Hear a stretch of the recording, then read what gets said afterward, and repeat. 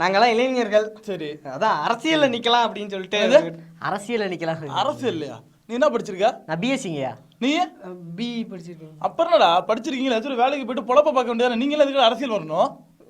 இல்லைங்க. உனக்கு என்ன ஏஜ்? எனக்கு 20 வயசு. உனக்கு 22ங்கய்யா. உங்களோட ஏஜ் சேர்த்தாக்க என்னோட அரசியல் அனுபவம் கூட வராதுடா. நீங்களாம் எதுக்கு இங்க வந்து நிக்கிறீங்க? இல்லைங்கய்யா, நீங்க பெரிய ஆளு உனக்கு ஆதரவு கிடைக்கும்னு சொன்னாங்க. அதெல்லாம் உங்க வேற இளைஞர்களால சேர்ந்து இந்த நாட்டுல திருத்தவே முடியாது. அதெல்லாம் உங்களுக்கு வராத காரியம்டா. போயிட்டு ஏதாச்சும் போய் பொழப்ப பார்த்துட்டு குடும்பத்தை பார்த்துட்டு வழியா பாருங்க. சரியா? நீ தலைப்பேனா? நீ தளபதி ஃபேனா? அவ்வளவுதான். அப்படியே சண்டை போட்டு திரிங்க. அவ்வளவுதான். உங்களுக்கு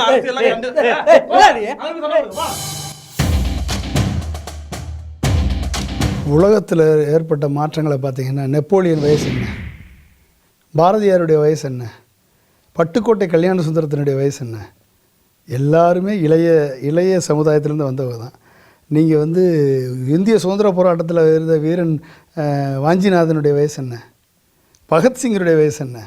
ஸோ சாதனை படைத்தவர்கள் அத்தனை பேருமே இளைஞர்களாக இருந்திருக்காங்க.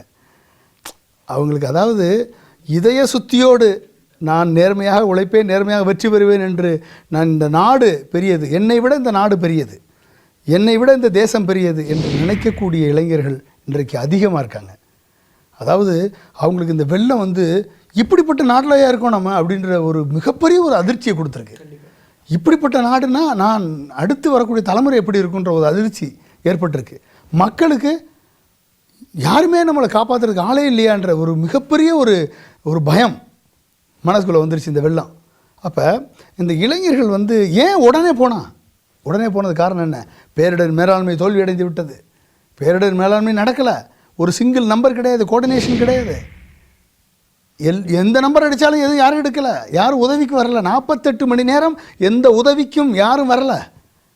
அப்போ யார் பண்ணுவோம்? அங்கே இருக்க இளைஞர்கள் தான் போய் காப்பாற்றினா. அங்கே இருக்க இளைஞர்கள் தான் போய் அந்தந்த இடத்துல 48 மணி நேரம் எந்த இதுவும் வரல. அப்போ ஒரு ஹெலிகாப்டரில் வந்து ஒரு 10 ஹெலிகாப்டரில் வந்து 100 வீரர்கள் இறங்கி காப்பாற்றினாங்கன்னு நியூஸ் பார்த்தீங்களா? இல்லையே. ஒரு 10 ஹெலிகாப்டர் வந்துச்சு, ஒரு 100 போட்டை அங்கே போட்டுச்சு, அங்கே இருக்கக்கூடிய இளைஞர்கள் 100 போட்டை யூஸ் பண்ணி 48 மணி நேரத்தில் எல்லாத்தையும் காப்பாற்றினாங்கன்னு நியூஸ் பார்த்தீங்களா? இல்லையே. ஒரு நம்பர் கூப்பிட்டா ரெஸ்பான்ஸ் கிடச்சிது, அந்த ரெஸ்பான்ஸுக்கு ஆள் வந்தாங்கன்னு இருந்துச்சா? இல்லையே. எதுவுமே நடக்கலையே.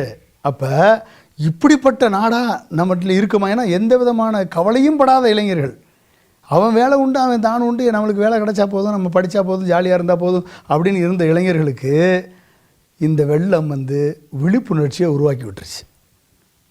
சமுதாய அரசியல் விழிப்புணர்ச்சியை உருவாக்கியிருக்கு. அப்போ அந்த இளைஞர்களால் நான் இதய சுத்தியோடு உழைக்கிறதுக்கு தயார் என்ற நிலைமைக்கு அந்த இளைஞர்கள் இன்றைக்கி தயாராக இருக்காங்க. அப்போ அதாவது வந்து நம்ம அந்த இளைஞர்கள் வந்து வயசாகி அதுக்கப்புறம் அடுத்த லெவல் போய் குடும்பஸ்தனாகி எனக்கு எதுக்கு அப்படின்னு இருக்கக்கூடிய இளைஞர்களில் சொல்லலாம் நான். அதாவது இன்றைக்கு ஃப்ரெஷ்ஷாக இருக்கக்கூடிய இளைஞர்கள், மாணவர்கள், இளைஞர்கள் வந்திருக்கான். அன்றைக்கி வேலை தேடிக்கிட்டு இருக்கவன், வேலைக்கு போனவங்க, வேலையில் ஒர்க் பண்ணுறவங்க, அவங்க ஃபேமிலி இன்றைக்கி தண்ணியில் கிடக்கு. ஐடியில் இருக்கவங்க அத்தனை பேரும் தண்ணி, இண்டஸ்ட்ரியில் இருந்தவங்க அத்தனை பேரும் தண்ணி, தொழில் பண்ணுறவங்க அத்தனை பேரும் தண்ணியில் இருக்காங்க. இத்தனையும் பார்த்து கண்ணால் கொண்டு வெறுப்போட இப்படிப்பட்ட அப்போ நம்ம வந்து இனிமேலும் அரசியல் சமுதாய விழிப்புணர்ச்சி இல்லை அப்படின்னா, நம்ம சுற்றி நடக்கக்கூடிய என்வரன்மெண்ட்டை பற்றி கண்டுக்காமல் இருந்தோம்னா நம் வாழ்வு, நம் எதிர்கால சந்ததியினுடைய வாழ்வு அழிக்கப்பட்டு விடும் என்ற எண்ணம் இன்றைக்கு இருக்கக்கூடிய இளைஞர்களுக்கு வந்துருச்சு. அப்போ கண்டிப்பாக மாற்றம் வருமா இல்லையா? வந்தானே ஆகணும். அதை யாரும் தடுக்க முடியாதே.